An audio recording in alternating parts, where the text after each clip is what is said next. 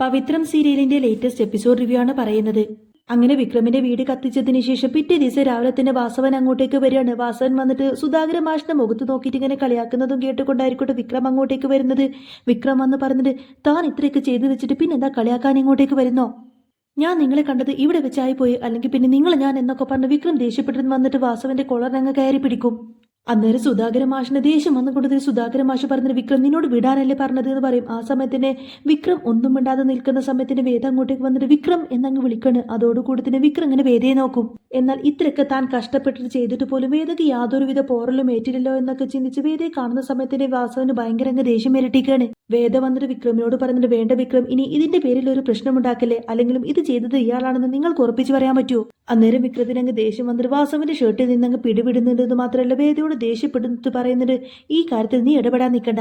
എനിക്കറിയാം ഇതിനൊക്കെ പിന്നിൽ ഇയാളാണെന്ന്. ഇയാളെ ഞാൻ ഏതായാലും ഇതിന്റെ പേരിൽ വെറുതെ വിടാനൊന്നും ഉദ്ദേശിച്ചിട്ടില്ല. അങ്ങനെ വിക്രം ദേഷ്യപ്പെട്ട് വീണ്ടും വാസവനടുത്തേക്ക് അങ്ങ് പാഞ്ഞെടുക്കുന്ന സമയത്തിന് വേദ പുറകിൽ നിന്നങ്ങ് കൈ പിടിച്ച് വെക്കാണ്. വിക്രത്തിന് ദേഷ്യം വന്നിട്ട് പറഞ്ഞിട്ട്, നിന്നോടല്ലേ പറഞ്ഞത് എന്റെ കൈ വിടാനേ, കൈ വിടാൻ എന്നൊക്കെ പറഞ്ഞ് വിക്രം അങ്ങ് ദേഷ്യപ്പെടുന്ന സമയത്തിന് വേദ പേടിച്ചിട്ട് കൈമാറ്റുന്നുണ്ട്. അങ്ങനെ വിക്രം ദേഷ്യപ്പെട്ട് വാസവന്റെ അടുത്തേക്ക് ഇങ്ങനെ പാഞ്ഞെടുക്കുന്ന സമയത്തിന് വാസവൻ കൂളായിട്ട് ചോദിക്കുന്നുണ്ട്, എന്തിനാ വിക്രം ഇതിന്റെ പേരിൽ നീ എന്റെ അടുത്തേക്ക് പാഞ്ഞെടുക്കുന്നത്? അത് ഞാനല്ല ഇതിന്റെ പിന്നിൽ. അപ്പൊ വിക്രം അങ്ങനെ കൈ ചൂണ്ടി പറഞ്ഞിട്ട്, താൻ മിണ്ടരുത്, താൻ തന്നെ ഇത് ചെയ്യും. തന്നെ പോലൊരു പൊളിറ്റീഷ്യൻ ഒരിക്കലും സമൂഹത്തിൽ ഇങ്ങനെ വിലസി നടക്കാനൊന്നും പറ്റില്ല. ഞാൻ നിനക്ക് അവസാന താക്കീതുപോലെ പറയാണ്, താൻ എന്റെ കുടുംബത്തിന്റെ നേർക്കോ എന്റെ ഭാര്യയുടെ നേർക്കോ എന്തെങ്കിലും ചെയ്താൽ പിന്നെ അതെന്റെ അവസാനമായിരിക്കും. ഇത് നിനക്കുള്ള അവസാനത്തെ വാണിംഗാണ്, ഇറങ്ങിപ്പോടോ ഇവിടുന്ന്. അന്നേരം വാസവൻ വേദയെ നോക്കിയിട്ട് ഒരു പുച്ഛഭാവത്തിൽ ചിരിച്ചുകൊണ്ട് തന്നെ പറഞ്ഞിട്ട്, ഇത്ര കാലമായിട്ട് വിക്രത്തിന് ഇങ്ങനൊരു ദേഷ്യം ഞാൻ കണ്ടിട്ടില്ല. പക്ഷെ സ്വന്തം ഭാര്യയെ തൊട്ട് കഴിഞ്ഞാൽ വിക്രത്തിന് ഇത്രമാത്രം പൊള്ളുമല്ലേ വേദേ? അല്ല, അത്രമാത്രം ഇഷ്ടമാണോ വിക്രമിന് വേദയെന്ന് ഇങ്ങനെ ചോദിക്കുന്ന സമയത്തന്നെ വിക്രം പറഞ്ഞിട്ട്, തനിക്ക് തന്റെ ഭാര്യയും മക്കളെയും എത്രമാത്രം ഇഷ്ടമാണോ അതുപോലെ തന്നെയാണ് എനിക്ക് എന്റെ ഭാര്യയെയും. ഇനി താൻ എങ്ങാനും എന്റെ അടുത്തേക്ക് ഈ ഒരു കളിയുമായിട്ട് വന്നു കഴിഞ്ഞാൽ പിന്നെ താൻ ഏതായാലും ഇവിടെ നിന്ന് വെറുതെ അങ്ങ് പോവില്ല. തന്റെ വീട് ഞാനിതുപോലെ അങ്ങ് പെട്രോൾ ഒഴിച്ച് കത്തിച്ചേനെ എന്നൊക്കെ പറയും.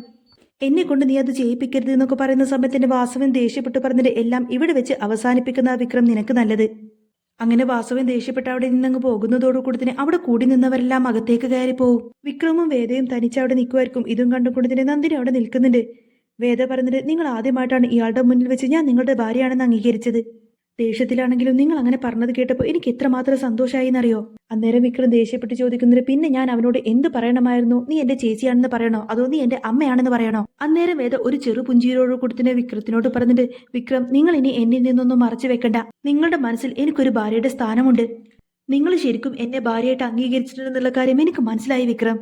പക്ഷേ മനഃപൂർവ്വം നിങ്ങൾ അത് എന്നിൽ നിന്നും ഒളിപ്പിക്കാൻ ശ്രമിക്കുകയാണ്. നിങ്ങൾക്ക് എന്നെ ഒരുപാടധികം ഇഷ്ടമാണെന്ന് എനിക്ക് മനസ്സിലായി വിക്രം. പിന്നെ നിങ്ങൾ എന്തിനാ അതിൽ എന്നിൽ നിന്നിങ്ങനെ മറച്ചു വെക്കുന്നത്? ഒരിക്കലെങ്കിലും നിങ്ങളുടെ ഈ മനസ്സ് എന്റെ മുന്നിൽ തുറക്കില്ലേ വിക്രം എന്നിങ്ങനെ വേദ ചോദിക്കുന്ന സമയത്തിന് വിക്രം ഒന്നും മിണ്ടാതെ വേദയൊന്ന് നോക്കിയതിനു ശേഷം അകത്തേക്ക് പോവാണ്.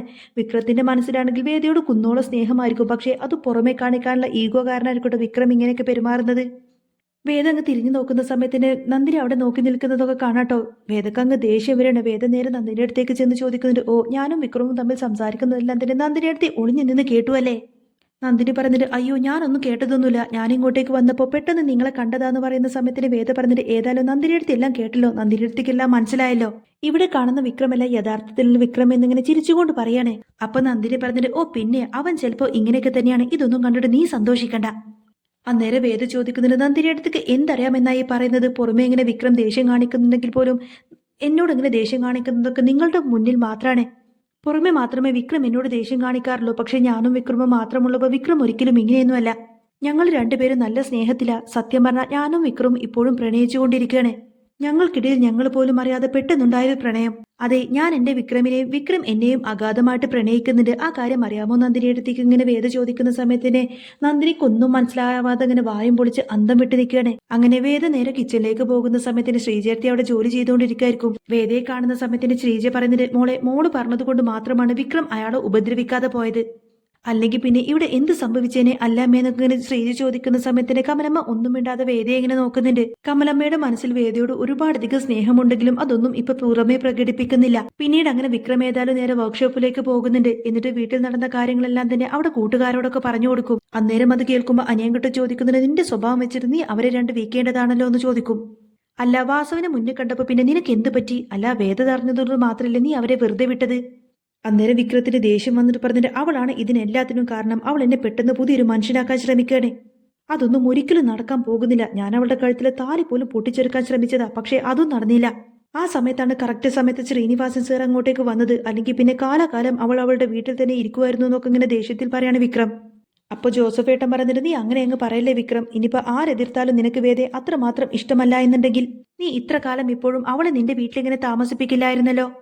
അന്നേരം വിക്രം ഒന്നും മിണ്ടുന്നില്ല കേട്ടോ. വിക്രം പറയുന്നുണ്ട്, അതെ എന്ത് ചെയ്യാനാ, എന്തൊക്കെ ചെയ്തിട്ടും എന്തൊക്കെ കാണിച്ചിട്ടും ആ വേതാളം എന്റെ തോളിൽ തൂങ്ങിയതുപോലെ ഇങ്ങനെ നിൽക്കുമല്ലേ. എന്റെ വീട് വിട്ട് അവൾ ഒരിക്കലും പോകുന്നില്ലല്ലോ. അപ്പൊ അനിയൻകുട്ടി ചോദിക്കുന്നുണ്ട്, അല്ല ഇന്നലത്തെ ആ ഒരു സംഭവത്തിൽ വേദയ്ക്ക് എന്തെങ്കിലും സംഭവിച്ചിരുന്നെങ്കിൽ പിന്നെ നീ എന്ത് ചെയ്യുമായിരുന്നു വിക്രം? അന്നേരം പെട്ടെന്ന് വിക്രം അങ്ങ് ഇമോഷണൽ ആവുകയാണ്. വിക്രം പറഞ്ഞിട്ട്, അങ്ങനെ അവൾക്ക് എന്തെങ്കിലും സംഭവിച്ചിരുന്നെങ്കിൽ പിന്നെ അതെനിക്ക് ചിന്തിക്കാൻ പോലും കഴിയില്ല. ആ വാസവനും അവന്റെ കുടുംബവും പിന്നെ ഭൂമിയിൽ പോലും ഉണ്ടാവില്ല. അവന്റെ കുടുംബത്തെ മൊത്തമായിട്ട് അങ്ങ് കൊന്നിട്ട് ഞാൻ ജയിലിൽ പോയി കിടന്നതിന് ഇങ്ങനെ വിക്രം വികാരഭരിതനായിട്ട് സംസാരിക്കുന്ന സമയത്തിന് ജോസഫേട്ടൻ ചിരിച്ചുകൊണ്ട് അനിയൻകുട്ടിനെ ഇങ്ങനെ നോക്കുകയാണേ. അനിയൻകുട്ടൻ പറഞ്ഞിട്ട്, അല്ല വേദിയെക്കുറിച്ച് പറഞ്ഞപ്പോൾ തന്നെ നിനക്ക് ആ വാസവനോട് തീരാത്ത അത്രമാത്രം ദേഷ്യം തോന്നുന്നുണ്ടല്ലോ. അതിന്റെ അർത്ഥം നിന്റെ മനസ്സിൽ നീ വേദയെ ഒരുപാടധികം സ്നേഹിക്കുന്നുണ്ടെന്നല്ലേ. നീ വാസവനോട് ഇത്രമാത്രം ദേഷ്യം കാണിച്ചത് ഒരിക്കലും നിന്റെ വീട് തീയിട്ടത് കൊണ്ടൊന്നുമല്ല. നിന്റെ വേദക്ക് അപകടം പറ്റിയത് കൊണ്ടല്ലേ, നിന്റെ വേദയെ അവർ കൊല്ലാൻ ശ്രമിച്ചത് കൊണ്ട് തന്നെയല്ലേ നീ അവരോട് ഇത്രമാത്രം ദേഷ്യം കാണിച്ചത്.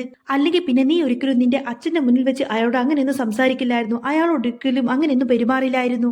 അച്ഛന് പോലും ഗൗനിക്കാതെ നീ അത്രമാത്രം അയാളോട് പറഞ്ഞിട്ടുണ്ടെങ്കിൽ അത് വേദയെ ഓർത്തുകൊണ്ട് മാത്രമല്ലേ എന്ന് ചോദിക്കുന്ന സമയത്തിന് വിക്രം പറഞ്ഞിട്ട്, അതുകൊണ്ടൊന്നല്ല അനിയൻകുട്ട. ശരിക്കും പറഞ്ഞാൽ വേദ ഒരു പാവാണ്. ആ താലിയുടെ പേരും പറഞ്ഞ് ഞാൻ അവളുടെ ജീവിതം വെറുതെ നശിപ്പിക്കുകയാണ്.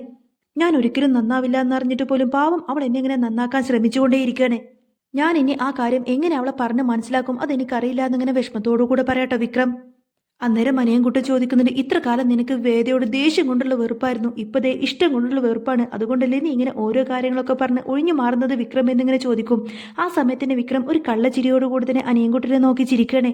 വിക്രം അങ്ങനെ ഒരു കള്ളച്ചിരി ചിരിക്കുന്ന സമയത്തിന് വിക്രത്തിന്റെ മനസ്സിൽ വേദയോടുള്ള ഇഷ്ടം എത്രമാത്രമാണെന്നുള്ള കാര്യങ്ങളെല്ലാം തന്നെ കൂട്ടുകാർ മനസ്സിലാക്കുന്നുണ്ട്.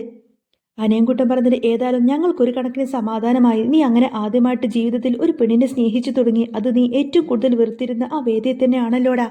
അതും നീ താലി കെട്ടി നിന്റെ ഭാര്യയെ തന്നെയാണല്ലോ നീ സ്നേഹിച്ചു തുടങ്ങിയത് എന്നിങ്ങനെ അനിയൻകുട്ടൻ പറയുന്ന സമയത്ത് വിക്രം വേദയെ പറ്റിയിട്ട് ഇങ്ങനെ ഓരോ കാര്യങ്ങളൊക്കെ ചിന്തിച്ച് സന്തോഷിച്ച് ഇങ്ങനെ ചിരിക്കുന്നതാണ് കേട്ടോ കാണിക്കുന്നത്.